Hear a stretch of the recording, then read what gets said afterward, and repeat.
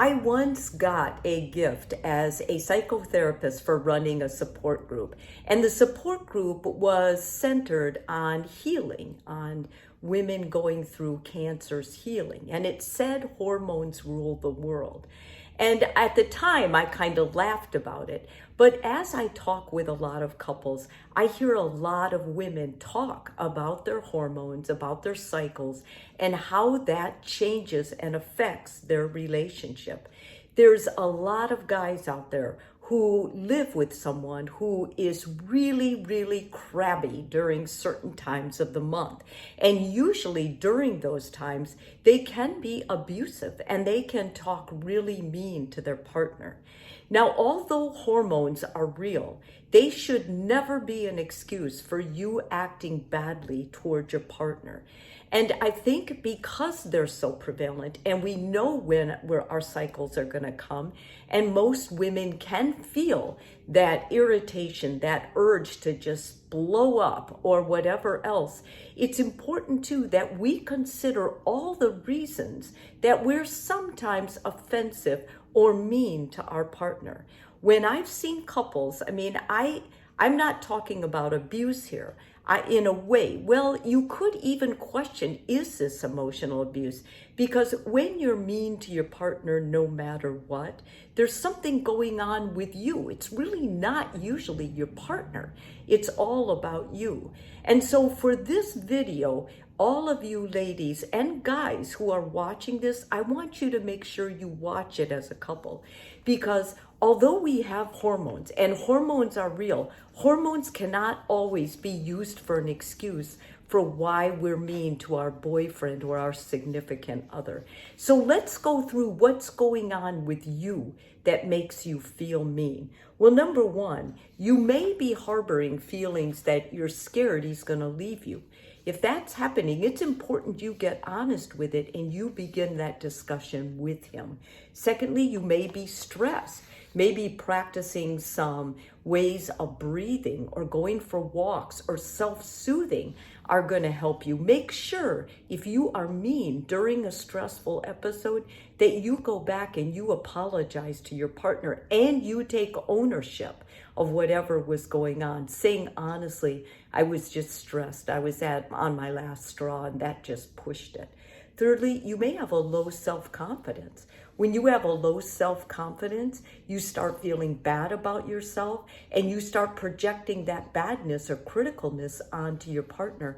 That can make you extremely mean. It's important if you have low self-confidence that you get yourself into a session with a therapist and you talk to them about how you're feeling about yourself so they can guide you and empower you to feel better. So you'll start taking on new challenges and stop projecting your angry, bad thoughts of yourself onto your partner. You may need some space.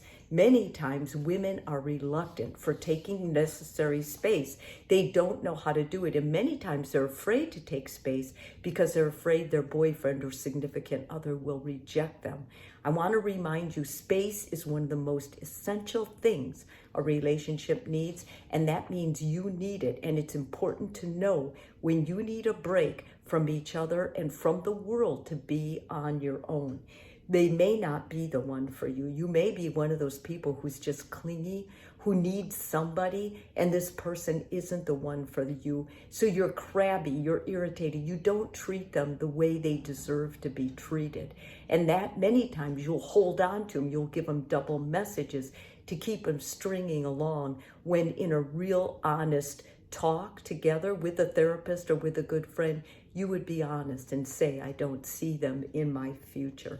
I think also sometimes when you're feeling you're scared of being vulnerable, if you came from a home where you were teased or made fun of, or maybe you were bullied severely in school, being vulnerable is very difficult. So to cover up that soft side, you'll be mean. You'll say cynical things or sarcastic things to push them away. That hurts when you're on the receiving end of it.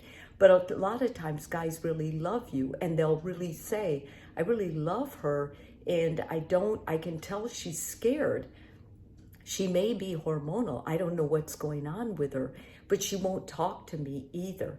In that type of case, you're not only hurting yourself, you're hurting your boyfriend. So get honest with this and be upfront with what it is you're feeling so that your partner, as well as a therapist, can help encourage you to do what you need to do to get the help you need. You're feeling undervalued. A lot of times when people, women especially, feel undervalued or taken advantage of, they won't speak up. They'll do passive aggressive things, or they'll use the silent treatment, or they'll be mean. Because when you're mean, you're actually pushing your partner away. It's a way to get angry, and you can blame your hormones, you can blame the kids, you can blame your job, you can blame anything else. But the bottom line is, when you treat someone poorly, it always comes back to you. And no one, after a while, will put up with it anymore. So it's important that you come to terms with it, that you're honest with it. If it is hormones, you may need medication to get you through that really bad 2 weeks of the month when you just are on edge. Number 8, you have an unresolved argument. Sometimes when you're mean to your partner, that's a way of getting engagement. It's a way of actually not losing their love. At least they're talking to you. At least the two of you are together on this. I think lastly, what I'm going to say, when you are feeling mean, or when your partner says, man, you've just been terrible this last couple days. I don't know why you're so mean to me. I think it's important that rather than you be defensive, you really have a heart-to-heart talk and you get in touch with what is going on with you. This is not on your partner. This is not his fault. This is something going on with you. And of course, I'm always going to suggest therapy because I think therapy can do wonders in this area. For one thing, you have an objective person listening to you who's going to help you make a plan and practice it, hold you accountable so that you can be the better version of yourself.